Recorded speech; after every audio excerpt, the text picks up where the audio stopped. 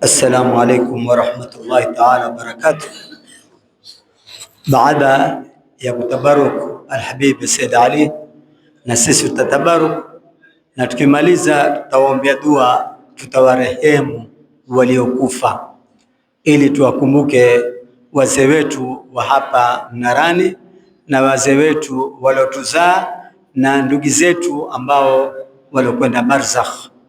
Kama mwaka huu tumkosa mke wake ndugu yetu Ustadh Suleiman, ndio mwaka wa kwanza kukosa katika Ramadhani, na wengine tuliokosa wazee kina Babu Ali, kina Mzee Shosi, kina Imam Hadhir, kina Said Ali Badawi, Habib Ahmad, Alhaji Ibrahim, Sheikh Abdul Aziz. Hawa tulikuwa hatuwakosi katika Ramadhani zote, pamoja na mzee wetu Mzee Muhammad na ustadhi wetu Ustadh Ali Karisa. Hawa ni watu muhimu, wametuwekea tarehe na wametuwekea mambo hapa Mnarani. Tutasomea japo kula Allahu Taala pamoja na wazee wenu, na kila mtu atamkusudia mzazi wake, mama yetu na wengineo inshallah taala.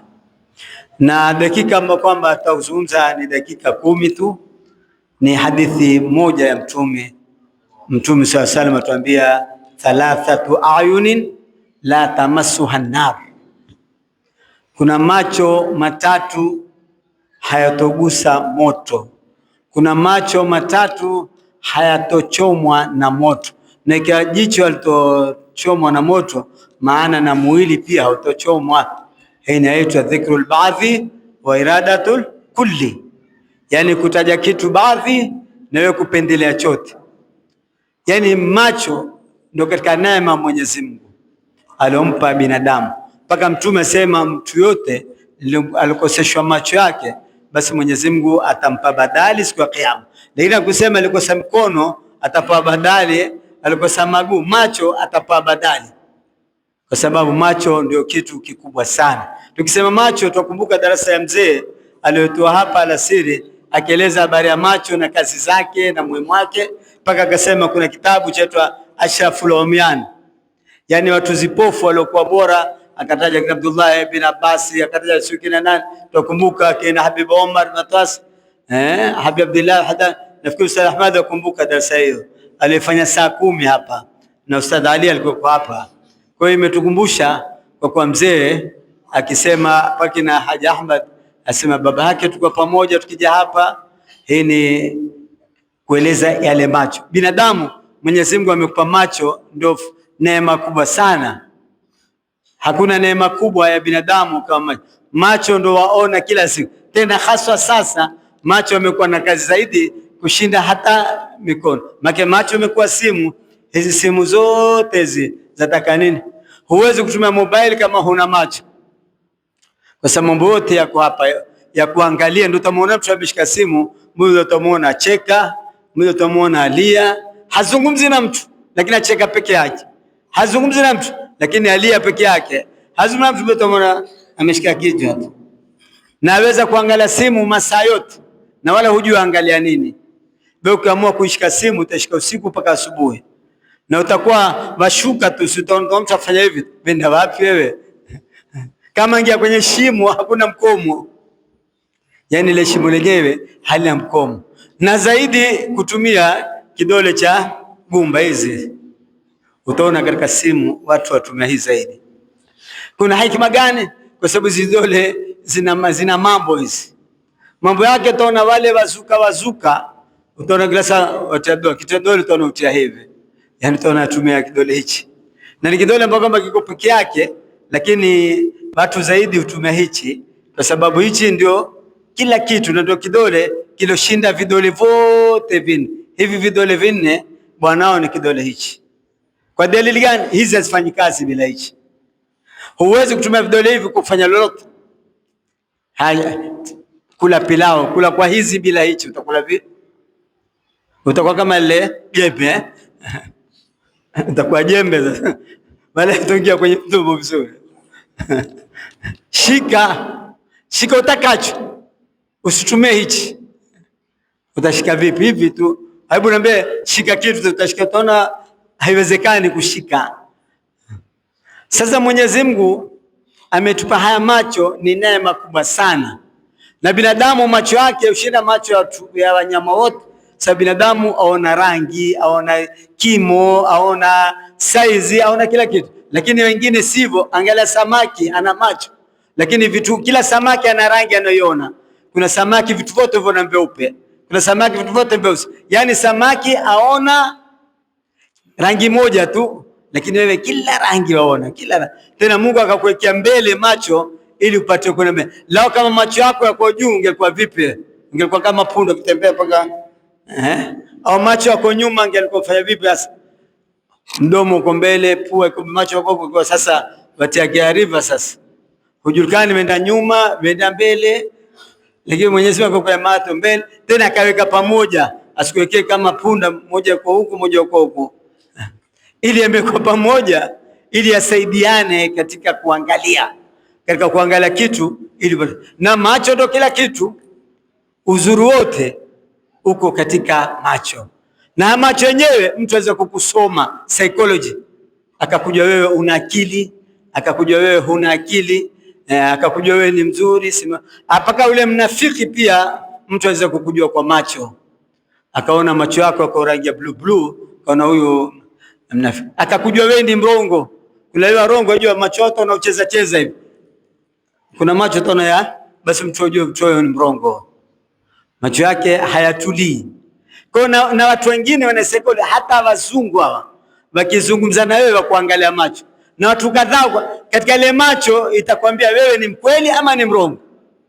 Na utamjua mtu kwa macho, huyu akuchezea, huyu akuchezea. Waweza kufanya stizai kwa macho, waweza kumchezea mtu kwa macho, waweza kumuita mtu kwa macho, waweza kufukuza mtu kwa macho, mpaka ukitaka wale siwataji kina nani hutumia macho zaidi. Mwajua kina fulani ile utatumia macho yako ndio kuna signal fulani tu, basi akijibisha signal atajua huyo ashaingia kwenye line yangu.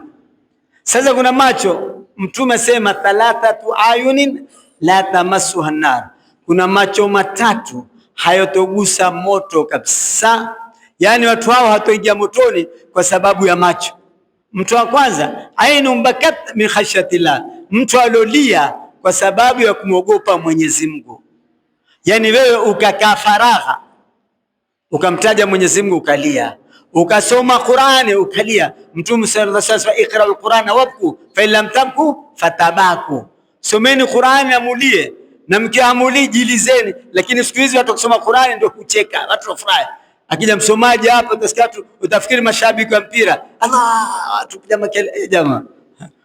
Qur'ani ataka watu walie. Je, Mtume alisoma Qur'an, Abdullah bin Mas'ud, fa kaifa tajina min kulli ummati bi shahidin wajina bika ala shahid. Mtume akalia akamwambia hasbukallah. Je, sisi tujulizeni hapa, nani alosoma Qur'ani, alama alosomewa Qur'ani akalia yuko?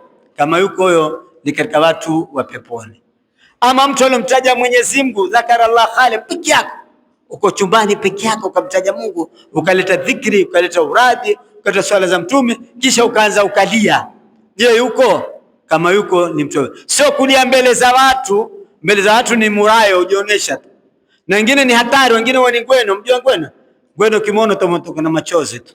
Utajua maskini usikitika, ngoja nimkaribie. Mkaribie ndio utaona ile machozi yake akwakilia nini. Kwa wengine wani ngweno wataka kushika watu, basi ufanye ulia. Kama kule Saudia, siku za mwisho ile mamamu hulipo akilia pale. Allahumma adina, usone ni atiwalizwa abalizi mchana wala usiku. Watu wa dunia wale watalia vipi wale? Ainu bakat min khashyatillah. Angalia moto wa akhira ni moto mara 70 duniani, lakini kuzima kwake haitaki faya paka bani we maji bingi lori zima lile tani moja suchata. Moto wa akhira lazima na machozi matone mawili tu ya kama machozi haya yazima moto wa akhira, bakat min khashyatillah, ukimogopa Mwenyezi Mungu. Kwa hiyo jito la kwanza lilie kumogopa Mwenyezi Mungu. Lakini sasa je, tualia kumogopa Mwenyezi Mungu? Sasa tualia amemkosa mwanamke, amekosa pesa, bado wengine usikitisha siku hizi hulia kwa ile timu ipendao imeshindwa. Kuna watu hulia sawa kana matanga, ile timu nipendao ya mpira imeshindwa. La hawla na timu yangu bwana, tena sema urongo, timu yangu imeshindwa leo. kumbe muongo. Wewe huna timu, timu yako iko Mnarani, ameko Brazil kule na Faransa na Manchester, lakini ujinasibisha timu yangu. Watu walia kwa mpira, watu walia kwa dunia, watu walia masomo. Kwa mtu wa kwanza ni huyo, na wa pili wa ainun batat tahrusu fi sabilillah, jicho la pili ambalo kwamba halitochomeka tangu motoni, mtu alofanya kazi ya kulinda watchman kwa sababu ya Mwenyezi Mungu. Tahru, ukasema mimi nalinda msikiti usibiwe, nalinda nyumba za Waislamu usibiwe, basi wewe ujue utaingia katika fungu ambalo kwamba hutogusa moto. Batat tahrusu sio kwa watchman wa hoteli na nyumba, hapo humo wewe ni mtu ambaye kwamba amekesha kwa sababu ya kulinda. Ndio hapa rumokisho kimoja, bwana mmoja alikuwa ameweka pesa benki. Kuna askari ule ndio siku kucha, basi yule bwana ika siku kucha upita na gari akipiga honi baba bibi mpaka sana ndio siku kupita gari. Ule chumeni hushuka, vipi bwana? Sikio ule chumeni akaja akamotea akashambisha, akamwambia bwana, mbona wewe piga mahoni ukipita hapa kwenye benki upiga nani? Akamba sikiza bwana, hapa kwenye benki kuna pesa zangu. Sasa nakupiga honi wewe chumeni, usilale ati na kuamsha. Ndio kila saa na kazi ya kupita pale ili amke tu asimuonge.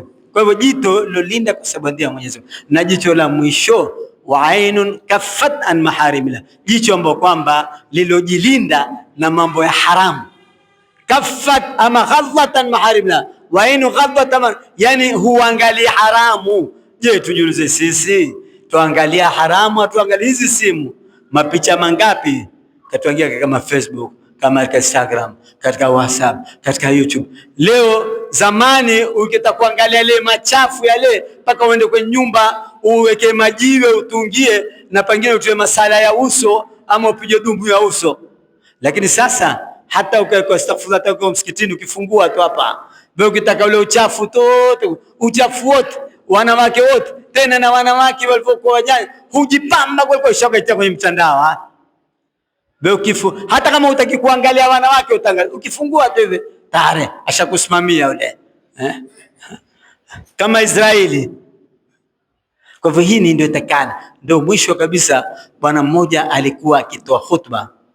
Huyo bwana alikuwa khutba yake ni kali sana, na watu wamekaa, na yule bwana alikuwa na ndevu na mnene, atoa khutba. Basi katika msikiti mzima bwana mmoja ndio alikuwa kilia sana kushinda watu wote.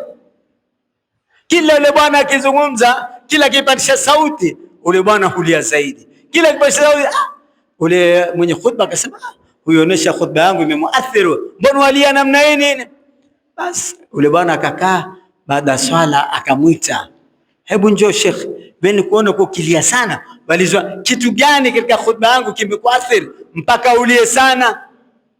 Akamwambia, sikiza bwana, nikwambie mimi nina habari kubwa. Habari gani? Nina kondoo wangu na mbuzi wangu wamepotea, lakini kuna mbuzi mmoja kwamba alikuwa ni beberu fahali. Sasa huyu mbuzi alikuwa na kidevu kama chako na sauti ilikuwa kama yako.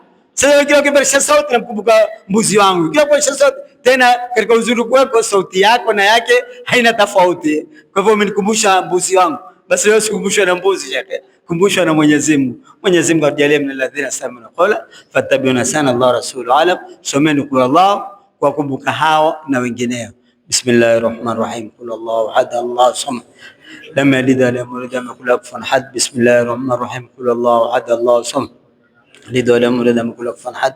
Bismillahirrahmanirrahim. Qul Allahu ahad Allahu samad lam yalid wa lam yulad wa lam yakul lahu kufuwan ahad. Bismillahirrahmanirrahim. Falaq min sharri ma khalaq wa min sharri ghasiqin idha qada, min sharri